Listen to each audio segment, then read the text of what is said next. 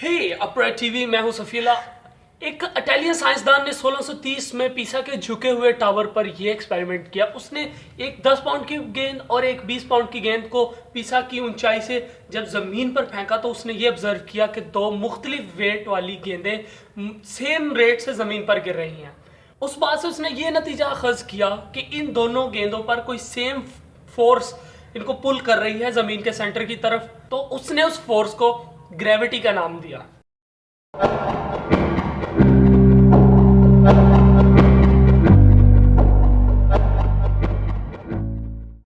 और उसके बाद 1687 में एक अंग्रेजी साइंसदान सर आइजैक न्यूटन ने एक जर्नल शाया किया प्रिंसिपिया के नाम से, जिसमें उन्होंने inverse square law of universal gravitation के बारे में बताया। उसके बाद ग्रेविटी की थ्योरी मजीद एक्सपैंड होती गई। ग्रेविटी एक फोर्स है जो कि किसी भी चीज़ को अपने सेंटर की तरफ खींचती है। हम ग्रेविटी को किसी भी ऑब्जेक्ट के सेंटर ऑफ मास से नापते हैं, ना कि सरफेस से। सेंटर ऑफ मास वो जगह होती है जहाँ पे सारे मास की एवरेज पोजीशन होती है। ग्रेविटी ही वो चीज़ है जो प्लैनेट्स को गोल रखती है। मुख्तलिफ प्लैनेट्स हम देखते हैं कि वो सारे प्लैनेट्स अक्सर गोल होते हैं, लेकिन ज़मीन किनारों से पिच की हुई है। इसकी वजह टाइडल फोर्सेस है। टाइडल फोर्सेस के बारे में जानने से पहले हमें ग्रेविटी के बारे में इल्म होना चाहिए। मौजूद हवा और दूसरी गैसों के मालिक्यूल्स को अगर इग्नोर कर दिया जाए तो ज़मीन पर मौजूद ग्रेविटी 9.80665 मीटर पर सेकंड स्क्वायर होगी, जिसका मतलब ये है कि अगर हवा के रेजिस्टेंस या किसी किस्म की गैस मालिक्यूल्स की रेजिस्टेंस ना हो तो अगर हम एक ऑब्जेक्ट को ऐसे ज़मीन पर फेंकते हैं तो ज़मीन पर गिरते हुए हर 1 मीटर के बाद उसकी वेलोसिटी 9.81 किलोमीटर पर सेकेंड इंक्रीज़ होती जाएगी। ज़मीन में बहुत से ऐसे मकामात हैं जहाँ पर ग्रेविटी की वैल्यू बहुत ज़्यादा कम है। अगर आप बैठे हुए हैं और इसको देख रहे हैं और आप अगर उठकर खड़े होते हैं तो आपके पाँवों पर लगने वाली ग्रेविटेशनल फोर्स और सर पर लगने वाली ग्रेविटेशनल फोर्स दोनों में काफ़ी फ़र्क होगा। जो सर पर लगने वाली ग्रेविटेशनल फोर्स होगी वो आपके पाँव पर लगने वाली ग्रेविटेशनल फोर्स से 0.00005% कम होगी।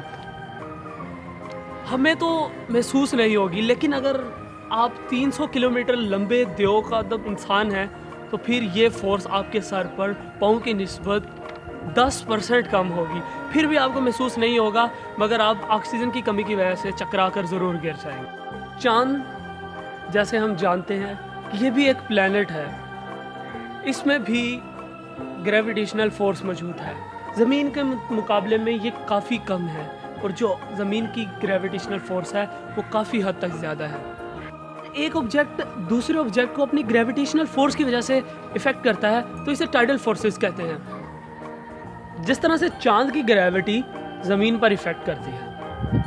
टाइडल फोर्स 3 चीज़ों पर डिपेंड करती है। नंबर 1 कि ग्रेविटी, उस ऑब्जेक्ट की ग्रेविटी कितनी है। अगर ग्रेविटी ज़्यादा होगी तो ज़ाहिरी बात है टाइडल फोर्स भी ज़्यादा स्ट्रॉन्ग और ज़्यादा बड़ी होगी। और दूसरी, और वो चीज़ की चौड़ाई कितनी है। अगर ऑब्जेक्ट की चौड़ाई ज़्यादा है तो ग्रेविटेशनल फोर्स भी ज़्यादा होगी। अगर ग्रेविटेशनल फोर्स ज़्यादा होगी तो टाइडल फोर्स भी बड़ी होगी। और तीसरी चीज़ जो इफ़ेक्ट करती है वो है एक ऑब्जेक्ट का अफेक्टेड ऑब्जेक्ट से फासला। अगर फासला ज़्यादा होगा तो टाइडल फोर्स कमज़ोर होगी, अगर फासला बहुत कम होगा तो टाइडल फोर्स उतनी ही स्ट्रॉन्ग और बड़ी होगी। आप सोच रहे होंगे कि ये हमने वीडियो का टाइटल तो कुछ और पढ़ा था, लेकिन हमें यहाँ पे ऑफ द टॉपिक बातें की जा रही हैं। मगर टाइडल फोर्सेस का असल मकसद किसी भी ऑब्जेक्ट को स्ट्रेच करना है। यहाँ देखिए, जब टाइडल फोर्सेस की अहमियत का अंदाज़ा होना शुरू होता है। चाँद की तरफ देखें, चाँद की भी ग्रेविटी है मगर ज़मीन से कम है, क्योंकि ज़मीन का साइज़ ज़्यादा है चाँद की निस्बत और बड़े ऑब्जेक्ट की ग्रेविटी भी ज़्यादा होती है। सो चाँद की ज़मीन की निस्बत कम ग्रेविटी है और ज़मीन का इससे फासला तकरीबन 3,80,000 किलोमीटर है। ज़मीन का रेडियस तकरीबन 6,371 किलोमीटर है और चाँद का तकरीबन 1,736.482 किलोमीटर रेडियस है। जितना बड़ा ऑब्जेक्ट होगा उतनी ही ज़्यादा ग्रेविटी होगी और जितना छोटा ऑब्जेक्ट होगा उतनी ही छोटी ग्रेविटी होगी। और जो ज़मीन का फेस चाँद की तरफ होता है उस पर टाइडल फोर्स ज़्यादा असरअंदाज होती है और ज़मीन एक तरफ खींची जाती है। ये राज है ज़मीन के बैज़वी होने का। मगर चाँद तो एक है और इस लिहाज से ज़मीन सिर्फ एक तरफ से खींची होनी चाहिए। मगर ये बेज़वी शेप क्यों है? क्योंकि हम ग्रेविटी सेंटर ऑफ मास से नापते हैं, और जब चांद की ग्रेविटी की वजह से टाइडल फोर्सेस जनरेट हुई तो ज़मीन के एक पॉइंट को उसने अपनी तरफ खींच लिया, और ग्रेविटी जो कि सेंटर ऑफ मास से हम नापते हैं उसका सेंटर खुद ब खुद आगे की तरफ खिंच गया। इसीलिए लगता है कि ये दोनों तरफ से पुल हो रही है। और जैसा कि हम जानते हैं कि ज़मीन का 71% हिस्सा पानी पर मुश्तमिल है, और जैसे ही चांद ज़मीन के करीब आता है और पानी की लहरें ऊपर की तरफ चली जाती हैं, लेकिन जैसे ही चांद ज़मीन से दूर जाता है पानी की लहरें वापस आ जाती हैं। इस तरह हम कहते हैं कि पानी चढ़ा हुआ है या उतरा हुआ है। इसी तरह चांद जब अपने मुख्तलिफ फेजेस में चक्कर लगा रहा होता है तो ज़मीन पर मौजूद पानी में उतार चढ़ाव पैदा होता है, जिसकी वजह से लहरें जनरेट होती हैं।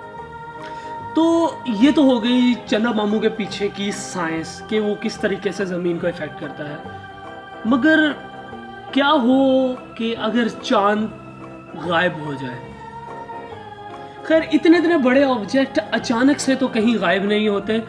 इसके गायब होने के या तो दो ही तरीके हैं, या चांद बहुत बड़े ब्लैक होल में कन्वर्ट हो जाए और ज़मीन को भी साथ ही निकल जाए, या फिर चांद अपनी ज़मीन के मैदार को छोड़ के किसी और प्लेनेट के गिर्द गर्दिश करना शुरू कर दे। चांद हर साल ज़मीन से तकरीबन 3.8 सेंटीमीटर दूर चला जाता है, मगर इस तरह चांद को ज़मीन के मैदार से निकलने में तकरीबन सालों लग जाएंगे, बल्कि बिलियन साल्स भी लग सकते हैं। मगर हमें ये अमल थोड़ा जल्दी चाहिए, क्योंकि हमने इस वीडियो में उसकी थीसिस कंप्लीट करनी है। तो इसलिए हम अज्यूम कर लेते हैं कि चांद गायब हो गया। चांद गायब हो गया। चांद के गायब होते ही 1.3 सेकंड्स तक तो हमें कुछ पता नहीं चलेगा, ये छोटा टाइम है, लेकिन चांद का ज़मीन से फासला 3,80,000 किलोमीटर है अंदाजन, और लाइट की स्पीड तकरीबन 1,86,000 किलोमीटर पर सेकंड है। चांद से रिफ्लेक्ट हुई लाइट ज़मीन तक पहुंचने में 1.3 सेकंड्स लगते हैं। तो हमें पहले 1.3 सेकंड्स तक तो कोई पता नहीं चलेगा कि चांद गायब भी हुआ, मगर उसके बाद चांद की ग्रेविटी की गिरफ्त खत्म होने की वजह से टाइडल फोर्सेस का भी कोई असर नहीं रहेगा। ज़मीन अपने एक्सिस के गिर्द 23.5 डिग्री पर टिल्टेड है अपने सूरज के गिर्द महवर के लिहाज से। इसका एक्सिस बिल्कुल चेंज हो जाएगा। चांद ने ज़मीन को अपने एक्सिस से टिल्ट होने से रोका हुआ था, अब ज़मीन अब बेढंगे अंदाज में घूमना शुरू कर देगी, और खला से ज़मीन पर गिरने वाले पत्थर के लिए हम ज़्यादा वल्नरेबल हो जाएंगे। ज़्यादा तादाद में एस्टेरॉइड्स ज़मीन पर गिरेंगे, और चांद ने ज़मीन की स्पीड को भी स्टेबलाइज किया हुआ था। जैसे ही चांद गायब होगा ज़मीन की रफ्तार तेज़ हो जाएगी, और 24 घंटे का दिन मुश्किल से 5 से 6 घंटे तक महदूद हो जाएगा। तो इस लिहाज से जो हमारा 365 दिनों का साल होगा वो 1000 दिनों के साल पे चला जाएगा, और जो हमारा 365 दिनों का साल था वो 3006 घंटे वाले दिन पर मुश्तमिल होगा। पहले कुछ हफ्तों तक तो रातें बहुत ही अंधेरी होंगी, लेकिन उसके बाद जो इंटरगैलेक्टिक लाइट्स हैं मुख्तलिफ गैलेक्सीज और स्टार्स से, वो नज़र आने शुरू हो जाएंगी, वो ज़मीन पर पड़ने शुरू हो जाएंगी, और आसमान सितारों से भर जाएगा। एक आम इंसानी आंख भी हम बगैर किसी टेलीस्कोप के मुख्तलिफ गैलेक्सीज को देख सकेंगे।